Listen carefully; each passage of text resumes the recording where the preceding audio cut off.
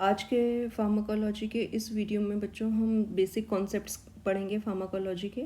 और जो basic concept हैं ये सभी अलग अलग स्ट्रीम्स में जो है ये काम आने वाले हैं। ये डिप्लोमा इन फार्मेसी उसके लिए भी इम्पॉर्टेंट है। बी फॉर्म 4 सेम में भी फार्माकोलॉजी का जो फर्स्ट पार्ट आता है उसमें भी ये इम्पॉर्टेंट है और नर्सिंग में भी।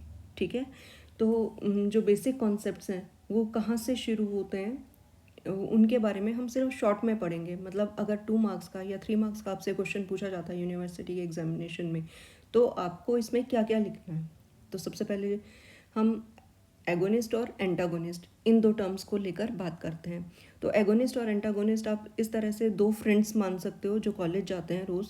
ठीक है, कॉलेज जाने के बाद कॉलेज में क्लासेस अटेंड करते हैं, लेकिन अटेंड करने के बाद जो पढ़ाई अच्छे मन से करता है, खुशी खुशी करता है, वो तो क्या है रिस्पॉन्स लेके आता है, यानी अच्छा रिजल्ट लेके आता है। लेकिन जो पढ़ाई जो है वो बिना मन के करता है, अच्छे से नहीं करता, जिसको आफत लगता है पढ़ना, वो क्या करेगा, कॉलेज तो जाएगा, कॉलेज जाने के बाद रिजल्ट उसका भी आएगा, लेकिन वो हमेशा किस में आएगा, नेगेटिव में। ठीक है, बिल्कुल एगोनिस्ट और एंटागोनिस्ट ये दोनों भी इसी तरीके से काम करते हैं। अब 2 मार्क्स के लिए अगर ये क्वेश्चन आता है तो हमारे को इसमें चीज़ों में लिखना क्या है एगोनिस्ट और एंटागोनिस्ट के लिए। सबसे पहले हम उसकी डेफिनेशन लिखेंगे, कहते किसको हैं। सेकेंड नंबर पे हम उसके टाइप्स लिखेंगे, कितनी तरह के होते हैं। और थर्ड नंबर पे हम उनके एग्जाम्पल्स लिखेंगे। बस ये सिर्फ 3 चीज़ें आपको 2 मार्क्स के लिए या 3 मार्क्स के लिए लिखनी है, इससे ज़्यादा आपको नहीं लिखना है। ठीक है, तो अब सबसे पहले डेफिनेशन कि एगोनिस्ट जो होते हैं वो क्या होते हैं।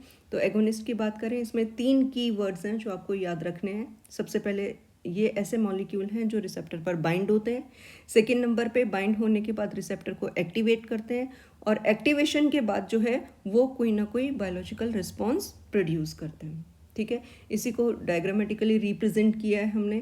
खुशी खुशी मॉलिक्यूल जो है वो रिसेप्टर पर जाता है, रिसेप्टर साइट पर बाइंड होता है, बाइंड होने के बाद रिसेप्टर को एक्टिवेट करता है, और आफ्टर एक्टिवेशन वो कोई ना कोई जो है रिस्पॉन्स प्रोड्यूस करेगा। ये क्या है, एगोनिस्ट की डेफिनेशन। अब ये जो मॉलिक्यूल है जो बाइंड हो रहा है रिसेप्टर को, हम नॉर्मल लैंग्वेज में इसको क्या बोलते हैं, वो मॉलिक्यूल कोई भी हो सकता है। ठीक है, जो भी मॉलिक्यूल रिसेप्टर पर बाइंड होगा और बाइंड होने के बाद उसको एक्टिवेट करता है, उसको हम क्या बोलते हैं, लाइगेंड, LIGAND। ठीक है, और ये लाइगेंड जो है वो न्यूरोट्रांसमीटर भी हो सकता है, हार्मोन भी हो सकता है, और ड्रग भी हो सकती है। तो इस तरह का मॉलिक्यूल जो रिसेप्टर पर बाइंड होने के बाद उसको एक्टिवेट करे और रिस्पॉन्स लेके आए, उसको हम एगोनिस्ट कहते हैं। अब इनके टाइप्स की बात करते हैं कि ये कितनी तरह के होते हैं। तो बेसिकली इसको हम 7 टाइप्स में डिवाइड करते हैं, उसके फंक्शन के बेसिस पे कि वो किस तरह से वो काम करते हैं, उनके काम करने के तरीके से। फर्स्ट नंबर पे आता है फुल एगोनिस्ट। फुल एगोनिस्ट किसको बोलेंगे, जिसको जो काम दिया गया, जो असाइनमेंट सौंपा गया कॉलेज में, उसने वो पूरा कर दिया, वो फुल एगोनिस्ट कहलाएगा। पार्शियल एगोनिस्ट, असाइनमेंट दिया, उसने किया, लेकिन वो पूरा नहीं हो पाया, लेकिन काम तो किया ना, इसलिए उसको हम पार्शियल एगोनिस्ट बोलते हैं। थर्ड होता है इन्वर्स एगोनिस्ट। इन्वर्स एगोनिस्ट, काम जो दिया वो नहीं करके, वो मतलब दूसरा उसने काम जो है वो किया, तो वो inverse agonist. Then selective agonist, उसने सेलेक्टिव वर्क किया, जितना काम कहा उतना नहीं करा। नॉन सेलेक्टिव में कोई सेलेक्टिविटी नहीं है, जो काम सामने आया उसने वही कर दिया।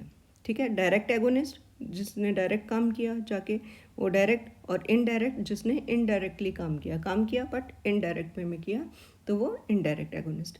आपको ये डिफाइन करने की ज़रूरत नहीं है 2 मार्क्स या 3 मार्क्स के आंसर के लिए। ठीक है, आपको सिर्फ नाम लिखने हैं। तो आपको ये 7 जो हैं, ये 7 नेम्स जो हैं वो अच्छे से याद होने चाहिए। अब उसके बाद लास्ट में बारी आती है एग्जाम्पल्स की, कि कितने हम इसके एग्जाम्पल्स कैसे लिखेंगे। अब एग्जाम्पल जब भी आप लिखेंगे एगोनिस्ट या एंटागोनिस्ट का, तो इसमें रिसेप्टर का नाम ज़रूर आना चाहिए कि किस रिसेप्टर के बारे में बात हो रही है।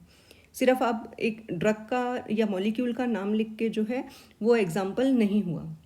तो फर्स्ट एग्जांपल जो है वो कोलिनर्जिक रिसेप्टर के लिए है, कि कोलिनर्जिक रिसेप्टर पर acetylcholine as an agonist काम करता है। और सेकंड एग्जांपल जो है म्यू रिसेप्टर के लिए, म्यू रिसेप्टर पर मॉर्फिन जो है वो एगोनिस्ट की तरह काम करता है। मतलब ये दोनों के दोनों एसिटाइल कोलिन और मॉर्फिन रिसेप्टर पर जाएंगे, उस पर बाइंड होंगे, बाइंड होने के बाद वो रिस्पॉन्स लेके आएंगे। ठीक है, ये तो क्या हो गया, एगोनिस्ट। अब हम बात करते हैं एंटागोनिस्ट की। एंटागोनिस्ट आफत आ गई, कोई काम कह दिया तो मुंह बन गया, ठीक है। अब कॉलेज तो जाना ही है क्योंकि रोज़ जाना है, पेरेंट्स ने बोला है कि कॉलेज तो जाना ही है। तो इसी तरह से एंटागोनिस्ट जो होंगे वो क्या करेंगे, जाएंगे रिसेप्टर पर बाइंड होंगे, और बाइंड होने के बाद लेकिन वो क्या है कि रिस्पॉन्स प्रोड्यूस नहीं करेंगे। एक्चुअली ये कहना भी सही नहीं होगा, रिस्पॉन्स प्रोड्यूस नहीं करेंगे, वो जो काम हो रहा है उस काम को रोक देंगे, ठीक है। तो रोक कैसे देंगे भाई, ऐसा तो है नहीं कि भाई वो कॉलेज जा रहा है तो उसका रिजल्ट नहीं आएगा। अगर एगोनिस्ट जो है वो हमारे को रिजल्ट शो करता है तो एंटागोनिस्ट का रिजल्ट तो उसका भी आता है ना। हाँ, वो फेल में आता है, नेगेटिव में आता है, वो एक अलग चीज़ है, बट रिजल्ट्स ये भी देते हैं। अब इसको हम डिफाइन कैसे करेंगे कि ये वो मॉलिक्यूल्स होते हैं या एंटागोनिस्ट वो मॉलिक्यूल होते हैं जो रिसेप्टर पर बाइंड तो होते हैं, और बाइंड होने के बाद लेकिन रिसेप्टर को एक्टिवेट नहीं करते हैं। वो रिसेप्टर एक्टिवेट नहीं होगा, बस ये जाके बैठ जाएंगे, रिसेप्टर एक्टिवेशन नहीं होगा, और बल्कि जो काम होना चाहिए था वो काम उल्टा रुक जाएगा। या यूँ कह लो कि जो एगोनिस्ट, जो पढ़ने वाला बच्चा साथ में उसके आया है, उसको भी ये पढ़ने नहीं देगा, ठीक है। तो ये एंटागोनिस्ट की डेफिनेशन है। उसके बाद उसके टाइप्स की बात करेंगे। 5 टाइप्स के हैं, competitive, non competitive, physiological, chemical and partial.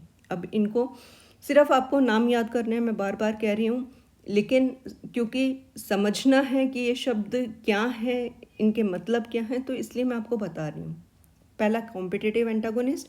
Competitive, इसमें कंसंट्रेशन मैटर करती होगी। अगर ज़्यादा कंसंट्रेशन होगा तो वो रिसेप्टर पर बाइंड हो जाएगा, अगर कंसंट्रेशन कम होगी तो वो बाइंड नहीं होगा। कंसंट्रेशन पे डिपेंड करता है, ठीक है।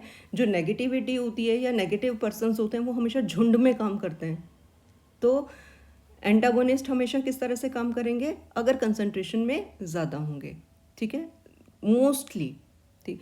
नॉन कॉम्पिटिटिव कैसे होंगे, नॉन कॉम्पिटिटिव जो जिन पे कंसंट्रेशन का कोई असर नहीं होता है, ठीक है, वो कम है या ज़्यादा है, अगर वो वहाँ प्रेजेंट हैं तो वो अपना काम करेंगे ही, ठीक है, ये कंसंट्रेशन पे डिपेंड नहीं होते।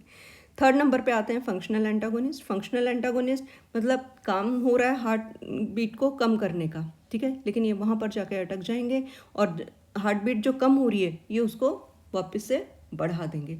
या कोई मॉलिक्यूल है जो हार्ट बीट को क्या करता है, फास्ट करता है, ये जाके अटक जाएगा और हार्ट बीट को क्या कर देगा, लो करने का काम कर देगा। जो भी काम हुआ है उसका रिवर्स ये कर देगा, ठीक है। तो वो फिजियोलॉजिकल एंटागोनिस्ट।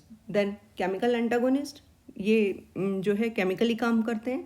और पार्शियल एंटागोनिस्ट वो होते हैं जो काम पूरा नहीं करते, करते हैं बट पूरा नहीं करते, ठीक है। तो इस तरीके से ये एंटागोनिस्ट के टाइप्स हो गए। और थर्ड नंबर पे आते हैं इनके एग्जाम्पल। अगेन एग्जाम्पल हम जब भी लेंगे तो पहले रिसेप्टर्स की बात करेंगे, तो हमने वही कोलिनर्जिक रिसेप्टर्स लिए हैं, ठीक है, जो पहले लिए थे। और दूसरा रिसेप्टर कौन सा था, म्यू रिसेप्टर। तो कोलिनर्जिक रिसेप्टर के लिए एंटागोनिस्ट का कौन सा मॉलिक्यूल काम करता है, एट्रोपिन। और नेलेक्सोन जो है वो म्यू रिसेप्टर के लिए एंटागोनिस्ट का काम करता है। तो आपको एगोनिस्ट और एंटागोनिस्ट दोनों को अच्छे से डिफाइन करना है, उसके टाइप्स बताने और उनके एग्जाम्पल्स बताने।